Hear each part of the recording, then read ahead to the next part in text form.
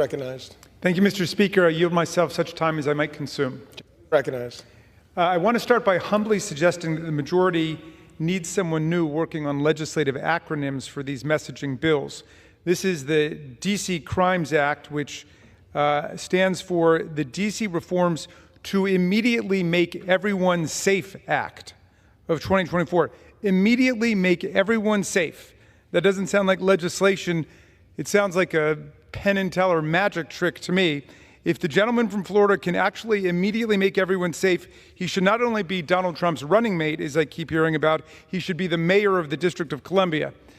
But the Immediately Make Everyone Safe Act is the fourth bill the majority has now brought to the floor to vilify, heckle, and micromanage the elected mayor and council of the District of Columbia on the appalling conceit that the distinguished members of the Republican conference from Florida or Kentucky or Arizona care more about public safety and public welfare in Washington, D.C. than do the 700,000 people who live there and their elected officials on the D.C. Council and the mayor. But this one is even more sweeping and radical than the prior bills. It doesn't simply overturn one specific current D.C. law. It permanently strips D.C. of authority over any of its criminal laws, making this legislation, perhaps inadvertently, I concede, the largest proposed rollback of D.C.'s authority to govern itself in nearly 30 years. Now, our colleagues may be shocked to learn during this debate what exactly it is they're being asked to vote for today. At the Rules Committee meeting yesterday, I asked the Republican members whether they understood what this bill actually does if you take the time to read the language. None of them seemed to know. So let me explain. The bill amends the D.C. Home Rule Act to say that the D.C. Council may not, quote, enact any act, resolution, or rule to change any criminal sentence in effect on the date of the enactment of the D.C. Crimes Act of 2024. In other words, if this bill becomes law, the D.C. Council could never increase criminal penalties again without Congress acting first, nor could it create any new criminal offenses at all. That is their big tough on crime package they offer the Congress. No increases in criminal sentences indefinitely in the District of Columbia, and no new offenses can be passed at all. Say the D.C. Council wanted to create a new criminal offense for, say, directing an organized retail theft ring. Well, Mr. Donald's bill would prevent them from doing it. Say D.C. wanted to make it a crime to possess a firearm with a removed or altered or mutilated serial number under Mr. Donald's bill, they would be barred from doing so. But in fact, that's precisely what D.C. just did a few months ago. My Republican colleagues seem blissfully oblivious to the fact that earlier this year, responding to the spike in crime occurring across America, not just in Washington, D.C., of course, the D.C. Council passed a 63-page law called the Secure D.C. Omnibus Act of 2024, which dramatically increased criminal penalties for 9 different crimes and created 6 new criminal offenses. The D.C. bill, which was passed unanimously by the council and signed into law by the mayor, does what Republicans have so eloquently been orating about on the floor. It increased criminal penalties, including for gun crimes, violence in parks, violence committed against vulnerable people, violence committed against rideshare drivers, metro drivers, and transit workers.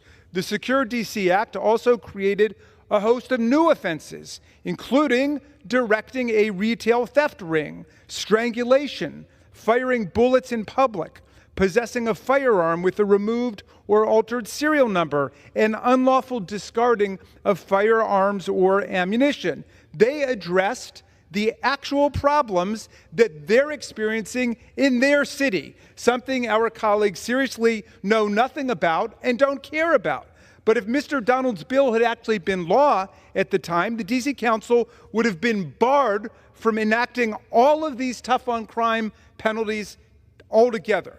And they will be barred in the future from responding to the kinds of spikes in crime that they experience. Now, amazingly, the gentleman proposes this naked power grab against Washington, denying them the crime-fighting tools they need despite the fact that they've done a good job and total crime in D.C. is down 16% in 2024 compared to the same period last year, which was conceded by the Republicans in the Rules Committee yesterday. There's been a 26% reduction in violent crime in 2024, which they conceded in the Rules Committee yesterday, and a 22% reduction in homicides. In other words, local democracy works. Let the local governments respond to the problems they're having. But our colleagues insist that crime is still spiking in D.C., despite the evidence to the contrary. So what is their big, tough-on-crime solution? The bold solution they offer us to combat crime in the nation's capital is to prohibit the D.C. Council from ever increasing any criminal penalties and blocking the D.C. Council from ever creating any new crimes. And if that's not what they intend to do, then I think they need to go back and try again with some new legislation. In any event, for my Republican colleagues who love to castigate the people of D.C., who I concede voted more than 90% against Donald Trump in the last election, I would respectfully suggest that they consider the following fact. D.C. has higher maximum criminal penalties than many Republican states do. Let's compare. The maximum penalty for armed robbery in D.C. is 30 years.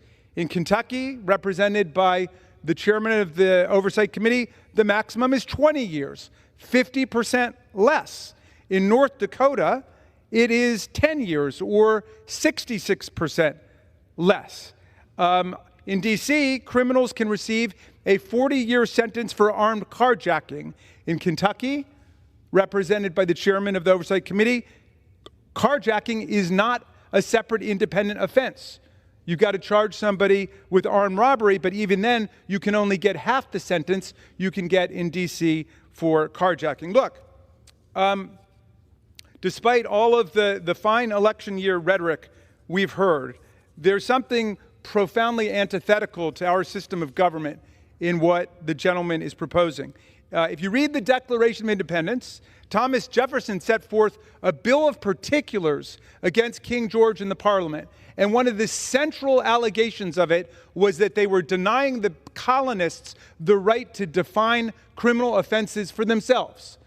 People over in England were dictating to people in our country what the criminal offenses should be. And that's like, with all due respect, the gentleman from Florida dictating the people in Washington, D.C., how they should order their affairs when it comes to the criminal law. Jefferson would have understood very well this situation that we're in, and our friends in Washington, 713,000 tax-paying, draftable U.S. citizens have petitioned for statehood because they no longer want to be kicked around by other people's representatives. They want to have an equal say in this body, an equal say in the U.S. Senate, and they don't want other people's representatives telling them that they can't pass the criminal offenses or the increased criminal sentences that they want for their crimes.